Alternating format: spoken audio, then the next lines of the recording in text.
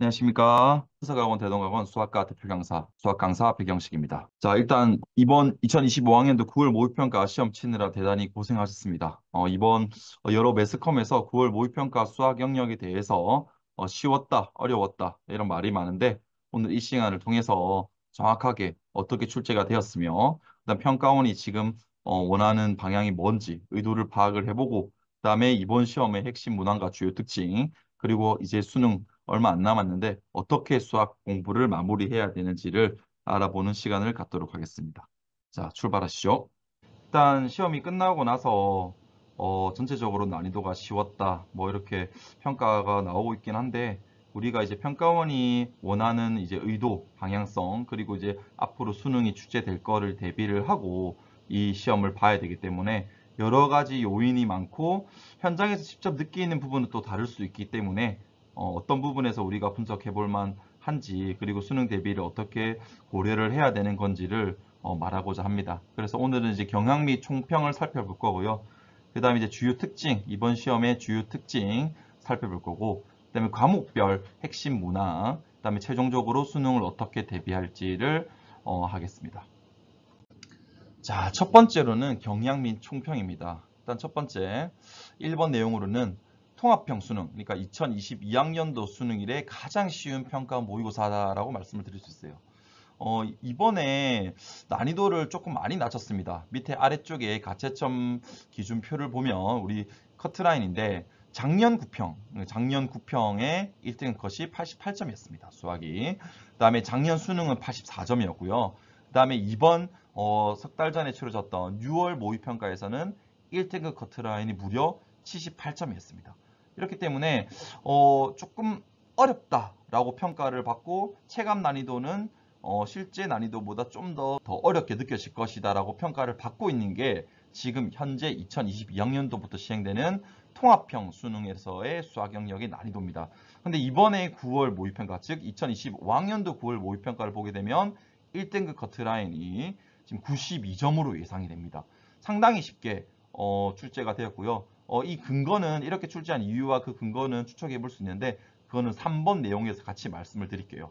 자, 두 번째로는 2024학년도 수능, 그러니까 작년부터죠. 작년 수능부터 시행되었던 출제 방식을 지금 6편까지 이어져 오다가 좀 달라졌습니다. 이 부분이 어떤 말을 지금 하고 있냐면 작년에 우리가 수학 영역의 킬러 문제를 배제하겠다라고 해서 한번 교육부에서 발표를 해서 논란이 되었던 부분이 기억이 나시죠? 그래서 작년부터는 전체적으로 난이도는 조금 쉽게 킬러 문제를 없애면서 킬러 문제를 전체적으로 삭제를 시키면서 전체적으로 공통 과목이나 선택 과목에서 계산을 좀 지나치게 요구를 한다거나 복잡한 구조의 식이 나오게끔 유도를 한다거나 그 다음에 시간 배분이 좀 힘든 문제들을 다수 출제를 해서 그런데 이번 구평에는 준킬러 문제가 거의 없는 방향으로 출제를 했기 때문에 좀 출제 방식을 좀 바꾼 게 아니냐. 계산이 다시 예전 수능처럼 좀 깔끔하고 딱 떨어지게끔 그러니까 계산하는 데 시간을 많이 소모하는 방향으로는 출제하지 않겠다라는 게 보여지는 부분인 것 같습니다. 그 다음에 세 번째는 지금 평가원이 현재 실험 중에 있다라고 저는 개인적으로 예측을 합니다. 이 이유가 올해 6월에 시행이 되었던 평가원 모의고사의 커트라인을 보세요. 78점, 68점, 59점. 이 부분에서 좀 컷을 올릴 필요가 있겠다. 너무 어렵게 출제를 했다라고 인정을 하고 이번 9월에서는 조금 쉽게 냈습니다. 특히 공통과목을 좀 쉽게 냈는데 조금 쉽게 내보자라는 느낌으로 좀 실험을 하고 있는 것 같습니다. 그래서 크게 이번 9월 모의평가는 전체적으로 조금 쉽게 내면서 작년에 유지되었던 계산을 어렵게 하는 방식, 복잡하게 만드는 방식, 계산하는 데 시간을 조금 더 많이 쓰이게 하는 그런 출제 방식에서 벗어난 것으로 현재 파악이 됩니다. 자, 다음으로는 그러면 이번 주요 특징, 우리 주요 특징이라 할 수 있는 부분을 요약해서 어떻게 얘기를 할 수 있냐? 일단은 앞서서 제가 말씀을 드린 것처럼 공통 과목의 변별 문항, 우리가 소위 말하는 14번, 15번, 21번, 22번 그 중에서도 15번과 22번은 최고난도 문제로 출제가 되었단 말이에요. 공통 과목에서. 공통 과목 최고난도 문제가 변별 문제가 정말 쉬워졌습니다. 이런 큰 특징이 있고요. 그래서 학생들이 공통 과목에서 어려움을 느끼는 우리 학생들도 공동과목은 그렇게 어렵지 않았다. 공동과목에서 특히 수원, 수투가 공동과목이죠. 우리 수원, 수투에서 전체적으로 난이도를 좀 더 낮추겠다라는 부분, 그 부분에서 큰 특징으로 보여지고요. 그래서 결국 두 번째로 얘기하고 싶은 거는 뭐냐? 꾸준함과 끈기력에 대한 보상. 자, 요 부분이 뭐냐면은 요 부분은 이제 신유형이 없었습니다. 이번에 신유형이 전혀 없었고, 그 다음에 뭐 기발한 아이디어나 특별한 어떤 발상력에 의존해서 문제를 푼다거나 또는 추론, 과한 추론을 요구하는 문제라든가 그런 문제가 일절 없었습니다. 자, 이번에 출제되었던 9일 모의평가는 전체적으로 난이도가 좀 쉽게 나온 것도 있지만 문제 자체가 생소함이 전혀 1도 없었습니다. 생소함이 1도 없었고 기존의 어떤 방식으로 나왔고, 이것은 기출문제에 대한 확실한 대비를 통해서 학생들이 누구나 다 고득점을 할 수 있는 문제로 출제한 것으로 이제 파악이 됩니다. 그 다음에 세 번째로는 뭐냐? 선택 과목이 부활했습니다. 그러니까 선택 과목이 부활했단 말이 뭐냐면 작년부터 선택 과목이 좀 많이 쉬워졌어요. 특히나 30번 문제라고 하면 사실 가장 어려운 문제가 되어 왔는데 작년부터 30번 문제가 좀 더 쉽게 출제가 되고 28번이 객관식이거든요. 오지선다형. 그래서 28번을 선택 과목에 제일 어려운 문제로 냈는데 이번에는 28번보다는 30번 문제를 좀 더 변별력을 확보했습니다. 특히나 미적분 30번 같은 경우에는 옛날 우리 가형 시절에 30번 문제로 느낄 만큼 이게 킬러가 배제된 건가? 라는 느낌을 받을 정도로 미적분 30번 문제는 좀 어렵게 출제를 했고, 확률과 통계와 기하 같은 기하도 30번 문제를 이번에는 선택 과목의 킬러 문제로 출제를 했고요. 이건 이제 공통 과목이 쉬워진 부분과 이제 비교했을 때 선택 과목에서 변별력을 그래도 어느 정도는 중상위권과 상위권 학생들의 변별력은 좀 확보를 하겠다라는 의도로 이제 비춰집니다. 자, 다음으로는 이제 과목별 한 줄 특징으로 제가 영역별로 한번 살펴봤는데, 첫 번째로는 이제 수원이죠, 수원. 네, 수원은 보통 되게 14번과 22번. 요게 이제 지수로그 함수 문제랑 수열 기납적 정의 문제가 나왔는데, 사실 뭐 지수로그 함수 문제랑 수열 기납적 정의 문제는 뭐 유형 자체는 계속 이렇게 나오고 있죠. 계속 지수로그 함수 그래프 문제 나오고 있고, 최고난도 문제로 기납적 정의 문제가 수열 문제가 나와 있는데, 이 두 문제가 좀 과하게 쉬었습니다. 맞죠? 이 두 문제가 좀 과하게 쉬었고, 특히 지수로그 함수 그래프 문제도 그냥 대칭 이동하는 게만 생각을 하면 끝나는 문제고, 그냥 계산하면 끝나는 문제죠.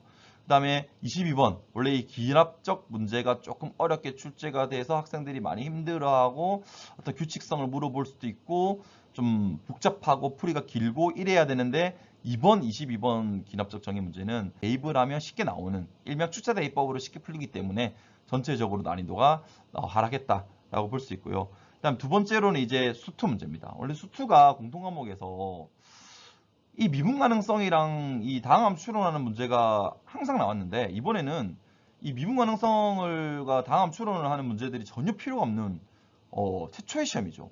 그래서 최근 평가원 기출 문제나 수능 문제를 봐도 사실은 이런 미분 가능성이랑 함수 추론 문제가 나온 적이 없는 문제는 저도 처음 보는 겁니다. 그래서 그만큼 쉬웠다. 학생들한테 체감 난이도가 이 수투 때문에 좀 더 체감 난이도가 쉬워진 게 아니냐라고 생각이 들고요.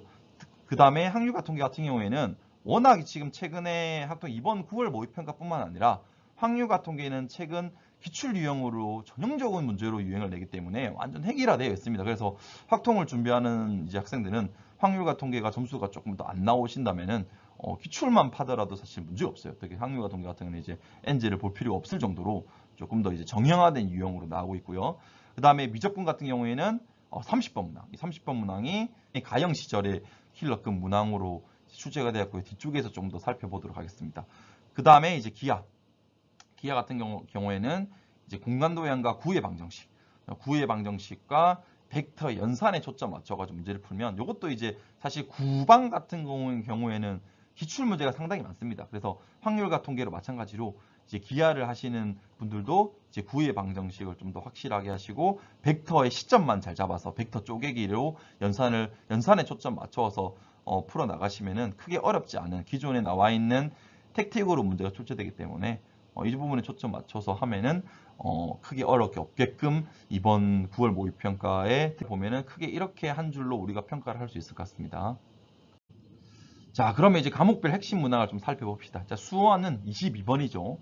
그래서 22번에 저는 이제 축차 대입법을 이용하면 규칙이 금방 나오기 때문에 이 밑에 보시는 것처럼 이 나에서 모든 자연수 n에 대해서 성립하는 등식이기 때문에 차례대로 대입을 해서 규칙을 파악해서 문제를 해결하시면 크게 문제 없었고, 자, 수2 같은 경우에는 이제 21번 문제가 최고 난도 문제였습니다. 21번 문제는 최고차항 계수와 1인 3차함수 fx에 관한 부등식 문제였는데, 우리 부등식 문제를 풀 때 양옆에 이렇게 이제 식이 k에 관한 식이 나와 있죠. 그래서 양옆에 식의 값이 같아지는 k를 생각하면 쉽게 생각할 수 있습니다. 그래서 k가 마이너스 2일 때랑 k가 마이너스 1일 때 양옆의 값이 같아지므로 샌드위치 정리를 통해서 함수 값의 차이를 알 수가 있고, 이제 이 부분으로 우리가 fx식을 세울 수가 있습니다. 그래서 이것도 뭐 크게 어렵진 않지만 그래도 수투 문제 중에서는 가장 오답률이 높은 문제로 선정이 되었습니다. 자, 다음으로는 이제 확률과 통계가 이제 핵심 문항을 보면 30번이죠. 30번 문제 보면은 이제 케이스 분류를 해서 전형적인 케이스 분류를 통한 중복조합 활용 문제인데, 여기 케이스를 검은 공을 기준으로 케이스 분류를 하면은 크게 문제가 없는 아주 쉬운 문제였고요. 그 다음에 미적분 30번 문제는 이제 이번에 가형 시전에 킬러급 나왔는데, 적분 관계와 초월함수 그래프 활용입니다. 이게 무슨 말이냐면은 라지 fx의 도함수가 스몰 fx고, 그게 이제 라지 fx가 스몰 fx보다 크고, 이 라지 fx의 f0 값이 최소값을 갖는 걸 지켜야 합니다. 새로운 함수를 잡았죠. 그럴 때 g4분의 1과 g2분의 3을 더해라. 이런 문제였는데, 이제 이 fx 자체가 지금 스몰 fx 자체가 초월함수 그래프죠. 초월함수 그래프를 그려서 첫 번째 음수에서 접할 수 있는가, 이 라지 fx와 스몰 fx 그래프가 접하면 그 접점을 t로 잡아가지고 접하는 부분의 k의 범위를 구해보자. 요게 이제 포인트였고요. 그래서 k가 2분의 1보다 커야 접할 수 있는 상황이 생긴다. 이 부분이고, 두 번째로는 라지 fx가 스몰 fx보다 위쪽에 있어야 되는데, 얘를 만족시켜야 되는 게 이제 x가 무한대로 보내면 초월함수 fx가 점근선이 가지기 때문에 점근선이 0보다 크거나 같아야 된다. 이 부분.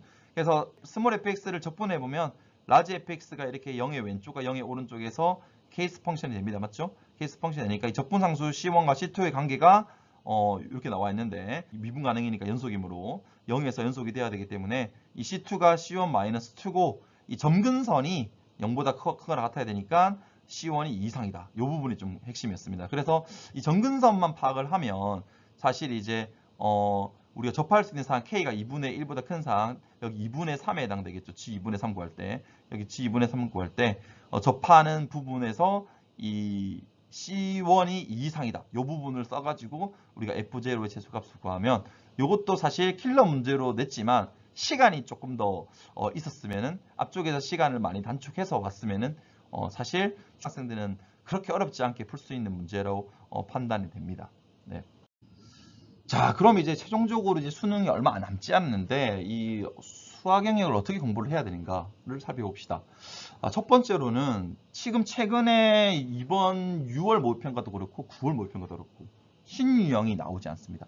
신유형이 나오지 않기 때문에 기출 유형을 충분히 연습을 해서 택틱화 시켜놓고 체화를 시켜놓으면 제가 생각할 때는 수능 100점 전혀 어렵지 않다고 생각됩니다. 현재 뭐 최상위권에 있는 학생이 아니더라도 기출 유형을 확실히 기출 유형에 나오는 그런 발상이라든가 풀이의 포인트라든가 접근하는 아이디어라든가 풀이의 핵심이 되는 부분들을 좀 더 연습을 해서 미리미리 체화를 시켜놓으면 충분히 가능할 것 같고요. 수능도 아마 기출 유형에서 크게 벗어나지 않는 범위에서 변형해서 낼 가능성이 높기 때문에 기출 유형만큼은 확실하게 마스터를 하자라고 제가 말씀을 드리고 싶고요. 그다음에 두 번째로는 이와 더불어서 이제 엔제, 사실 엔제는 신유형을 대비를 하고 좀 방향성이 기출과는 좀 다르게 출제를 대비하는 거, 그러니까 출제가 될 가능성을 대비하기 위해서 하는 건데, 이제는 그럴 필요 없어 보입니다. 그래서 엔제보다는 좀 더 시간 관리를 할 수 있는 부분으로 이번 9월 모의평가보다 좀 더 어렵게 출제가 되면 사실 시간이 부족해서 못 푸는 거지, 뭐 생각이 전혀 떠오르지 않다거나 신유형 문제라 가지고 낯설어서 못 푸는 경우는 없을 거거든요. 그렇기 때문에 실무 중심으로 공부를 하면 될 것 같고, 그다음에 세 번째로는 EBS 연계 교재를 다시 봐야 됩니다. 그래서 이번에도 EBS 홈페이지 들어가 보시면은 이번 9월 모의평가가 EBS 연계가 상당히 이루어졌습니다. 특히나 수학 같은 경우에는 이제 국어랑 영어랑은 다르게 4점짜리 문제에서의 EBS 연계는 대부분 수능 완성에서 이제 이루어집니다. 그렇기 때문에 EBS 수능 완성 교재를 다시 한 번 더 2회독, 3회독 하시는 거를 추천드립니다. 그래서 EBS 수능 완성부터 하자. 그리고 실무를 풀자 이거고요. 그다음 마지막으로 이제 제가 하고 싶은 말은 이번 9월 모의평가를 치면서 이제 느끼는 점은 이것보다 어렵게 내겠지만 수능은 그렇게 어렵게 내기는 쉽지 않을 거다라는 게 이제 제 생각이고요. 이제 그런 부분이기 때문에 확실하게 자신감만 있으면은 누구나 다 풀 수 있는 문제로 나올 거다. 그래서 저도 이번에 가채점 오답률 보고 깜짝 놀랐습니다. 이렇게 출제를 했는데 왜 이렇게 오답률이 높은가 문제들이. 이게 사실 학생들이 번호대가 가져다 오는 그런 이제 견이라고 해야 될까요? 14번, 15번, 21번, 22번, 그다음에 28번, 30번. 이 문제들이 이전부터 어렵게 출제가 되어 오다 보니 내가 풀 수 있을까? 좀 어려운 문제 아닌가? 못 풀 것 같은데? 이렇게 이제 지레 겁먹고 문제를 보기 때문에 그런 부분에서 놓치는 점수가 좀 많은 것 같아요. 이번에 저희 학생들도 보면. 그렇기 때문에 자신감을 가지고 끝까지 문제를 보면 연습한 거에서 나오는 거기 때문에 충분히 가능할 것 같습니다. 그래서 남은 기간 열심히 공부하시고요. 이렇게 대비를 하시면 될 것 같습니다. 지금까지 2025학년도 9월 모의평가 수학영역 분석을 해본 은석학원, 대동학원 수학과 대표 강사 백경식입니다. 감사합니다.